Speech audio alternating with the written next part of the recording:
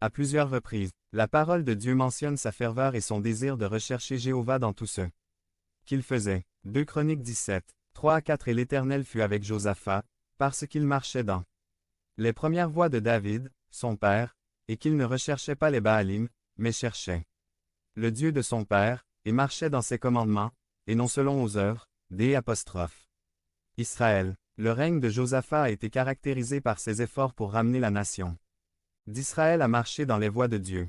Il s'est mis à cœur de purifier le culte national. Les Sodomites se sont vus refuser toute présence sur terre sous leur royaume. 1 Roi 22. 46 Il balaya également du pays le reste des Sodomites qui restaient. Du temps de son père Asa.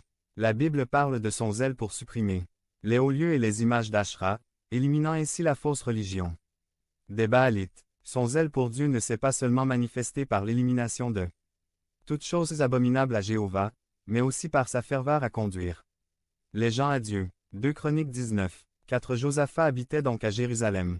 Mais, il se tourna et sortit vers le peuple, depuis Beer-Shiva jusqu'à la montagne d'Éphraïm, et il les conduisit vers l'Éternel, le Dieu de leur père. La Bible dit que Jéhovah a donc confirmé le royaume entre ses mains.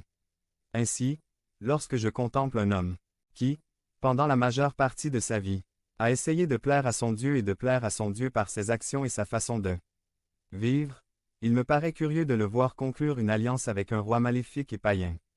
Appelé Achab, notre texte est la conclusion d'un prophète nommé Jéhu qui a posé la question. Aidez-vous les méchants et aimez-vous ceux qui haïssent le Seigneur. De nombreux chrétiens essaient de bien vivre, de bien se comporter mais tombent sous les mauvaises influences des non-croyants. Où est la ligne de séparation? Où dois-je fixer la limite avec mes proches, dans mes relations, dans mes amitiés, dans mes entreprises? À quel point suis-je en train de franchir une ligne et de compromettre mon témoignage, de risquer ma vie avec Dieu, de me moquer de mon Sauveur? C'est ce qui se passe sur notre passage. Josaphat dit que la Bible était liée à Achab. En d'autres termes, il fit alliance avec le roi Achab.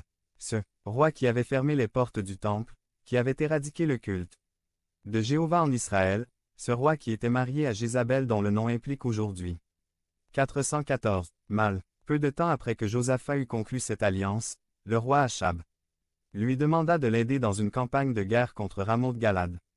Josaphat voulut consulter Jéhovah et dit à Achab, « Je te prie, consulte aujourd'hui la parole de Jéhovah. » Achab appela ses faux prophètes, au nombre de 400, et dit, « Allons-nous faire la guerre? » Eh bien, bien sûr, vos prophètes ont dit, « Oui, oui, partez à la conquête. » Cependant, Josaphat voulait consulter un prophète de Jéhovah et demanda, « Y a-t-il encore un prophète de Jéhovah ici? » Achab répondit, « Oui, mais il est mauvais, car il ne parle jamais bien pour mon cas. Il parle toujours contre moi. » Cependant, Achab a appelé le prophète appelé Miché. L'histoire continue. Ce que je veux faire, c'est partager avec vous quelques réflexions sur nos fréquentations, nos relations avec les autres, qu'ils soient famille, amis, collègues ou simplement connaissances. Eh bien, notre texte d'aujourd'hui commence par une question. Aidez-vous les méchants et aimez-vous ceux qui haïssent Jéhovah? Et la réponse est évidente, alors commençons par les avertissements des Écritures pour nous dissocier des impies ou de ceux qui ne marchent pas avec Dieu. 1. La parole de Dieu nous avertit de ne pas nous lier avec les incroyants. La parole de Dieu ne reste pas silencieuse sur cette question. Il existe plusieurs avertissements concernant la fréquentation de ceux qui n'ont pas Dieu dans leur vie. De nombreux frères se trouvent dans une situation difficile lorsque ce principe est appliqué à leurs proches, et à juste titre. Une chose difficile est de considérer votre famille et de la classer dans la catégorie des impies. Nos conceptions du mal sont généralement réservées aux très méchants, aux meurtriers, aux personnages de l'histoire comme Hitler ou Mussolini, mais nous ne pouvons même pas considérer que nos proches entrent dans la même catégorie. Et pour cette raison, c'est un conflit de cœur que d'accepter ou même de considérer l'idée que mon petit frère ou mon oncle soit une personne que je ne devrais pas laisser participer à ma vie. Mais écoutez d'abord ce que dit la parole de Dieu. Jacques 4, 4o. Âmes adultères, ne savez-vous pas que l'amitié du monde est inimitié contre Dieu? Celui qui veut être ami du monde se constitue donc ennemi de Dieu. Un langage fort. Ce verset démontre l'attitude de Dieu envers elle'. Incroyant, il est un ennemi de Dieu. Pourquoi devrais-je garder une distance entre moi et ma famille incroyante? Parce que le pouvoir d'influence est grand. Personne ne veut que les autres pensent du mal de lui. Je ne souhaite pas que les autres me considèrent comme antisocial, stupide. Naturellement, nous voulons le respect des autres, l'approbation des autres. Être sociable fait partie de la vie. Mais le danger demeure que nous mettions en péril nos croyances et nos convictions. Laisse-moi te donner un exemple. 415. Je suis pasteur d'une église qui prêche la Bible, crois ce que dit la Bible et accepte les Écritures comme étant mon autorité finale dans toute pratique et doctrine. Mon faux voisin prophète. Disons qu'arrive un nouveau voisin qui est pasteur d'une église dont la doctrine n'est pas saine, n'est pas biblique, et est même fausse, conduisant les gens à la perdition. Si cet homme avait besoin d'aide pour quelque chose, je la lui donnerais sans hésitation. Si j'avais besoin de prêter un outil, je le prêterais, si j'avais besoin d'un prêt, je le ferais jusqu'à ce que ce soit en mon pouvoir, si j'avais besoin d'aller à l'hôpital, je le prendrais.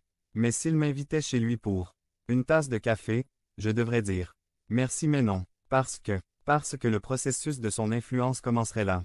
Premièrement, je vais l'aimer, parce qu'il est gentil, bienveillant, sincère et normal.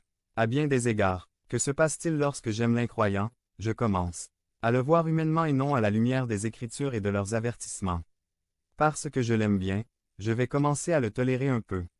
Leurs faux enseignements et leurs pratiques mondaines seraient évitées, non mentionnées, ignorées et complètement ignorées. Le problème de la tolérance, c'est qu'elle mène à l'acceptation. Autrefois tolérées, elles sont désormais acceptées comme si elles n'avaient aucune conséquence. Quand mon frère vient et me voit vivre avec mon voisin, le faux pasteur, il me demande « Hé, Mitchell, qu'est-ce que tu fais?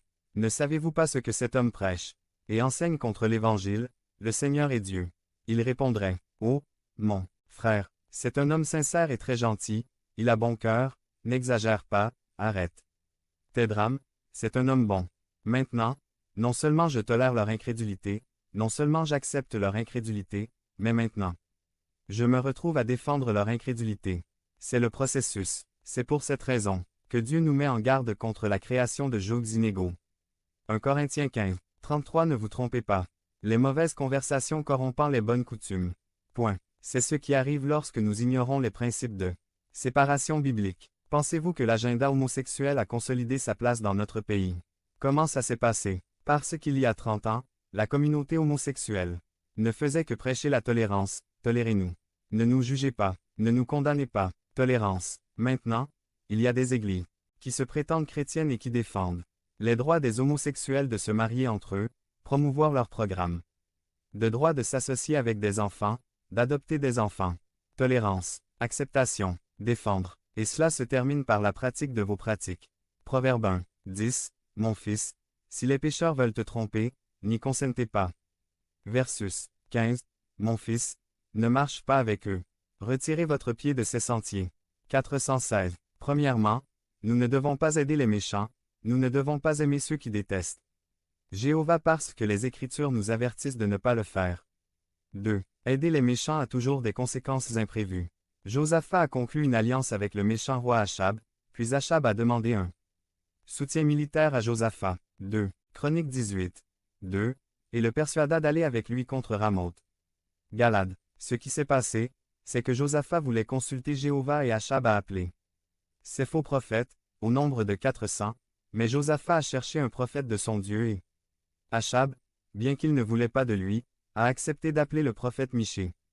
Le prophète est venu et a été exhorté à prophétiser de bonnes paroles qui sont en accord avec les 400 prophètes de Baal, mais à la fin il n'a pas pu et a dit selon la